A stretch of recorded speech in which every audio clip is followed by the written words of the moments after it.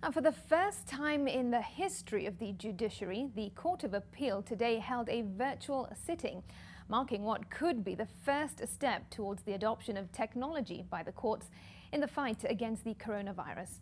The session was conducted through Skype and comprised judges, lawyers and petitioners in different locations. Silas Apollo has more. 10 o'clock Monday, and Edward Asitiba, an advocate of the High Court, is setting up his laptop computer for a court session. This court in Switzerland. Today is a different day for the lawyer. For the first time in his career, he is defending his client away from the courtroom. It is also the first time a court proceeding is done via Skype. My lord. On the other end of the line are three presiding judges in the case, led by the President of the Court of Appeal, Justice William Ouko. The presiding officer in any court. Another participant, a prosecutor from the Office of the Director of Public Prosecution, is tuned in from his office as the applicant listens in from jail in Athi River. The uniqueness is that it's the first case of its kind, to be held or using this electronic system that is on conference on Skype.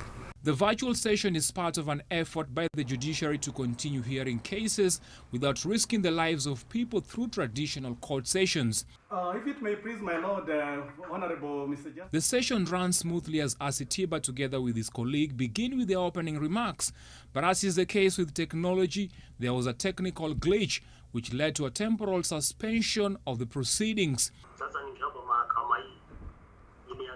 Today's session was in response to the concerns by the public and the Law Society of Kenya that the suspension of sittings in the courts could lead to a huge backlog of cases. Earlier, the judiciary had opted for open outdoor court sessions as it sought to reduce the spread of the virus, but Chief Justice David Maraga suspended the move, terming it risky, instead advocating for the adoption of technology, and this could just be the first of many. The question is, are the courts going to stop? Crime will not stop being committed, or are we going to keep these prisoners incarcerated forever until this? The answer is no. So to me, I commend the court for coming up with this technology. Today's session marks the beginning of a new normal for the judiciary as it seeks to adhere to the guidelines set by the Ministry of Health, as well as decluster a possible backlog of cases. Silas Apollo, NTV.